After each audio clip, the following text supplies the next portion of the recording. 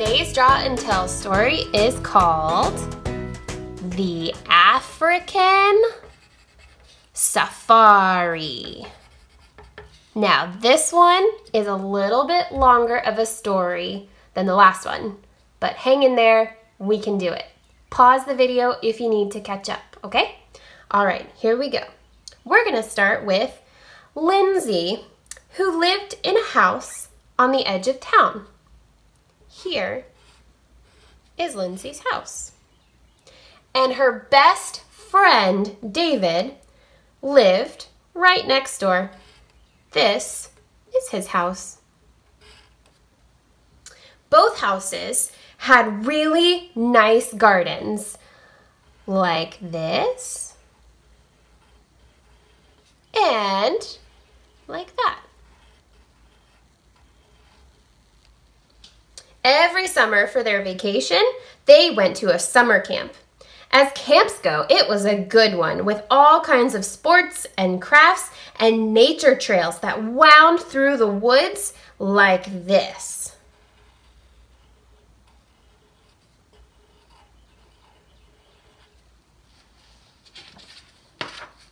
But one year, they decided they wanted to do something different. A safari, a real trip in Africa would be just the thing. So they hopped in a plane and they jetted off in the sky. Zoom, zoom, zoom. The trip was a little bumpy over the ocean, but at last they landed safely in Africa. They had no sooner set off through the tall, waving grass than they saw a big gray shape appear from behind a stand of trees. Then something that looked like a garden hose raised up like this. It was an elephant. Before Lindsay could say, "Uh-oh," the elephant sprayed them with water from its trunk and ran away. Well, a water hole must be near, and that would be a good place to find animals. So they tramped through the grass, and sure enough, soon they found a big pond, like this. Lindsay hid behind a rock right here, and David hid behind a rock right here. This was a good hiding place for both of them to be able to watch the animals. Before long, a head appeared on the far side of the water hole. The head had long, sharp horns like this. It was an antelope. David tried his best to get a good picture, but he missed. "Oh, let me try next time," said Lindsay.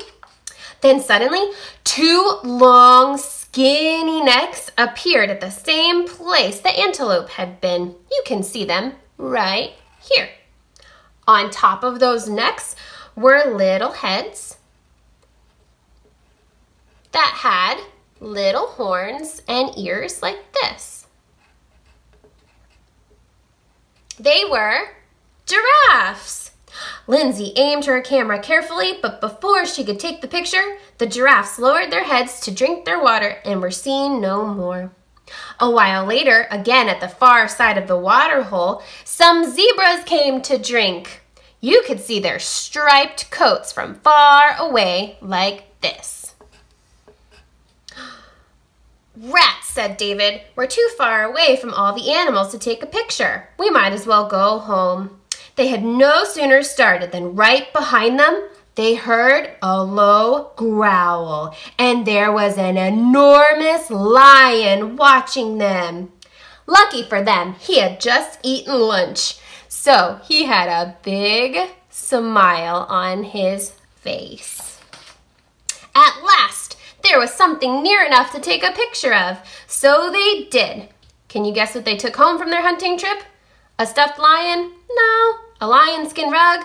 No. I must tell you, they took home a picture of a lion. The end. Great drawing!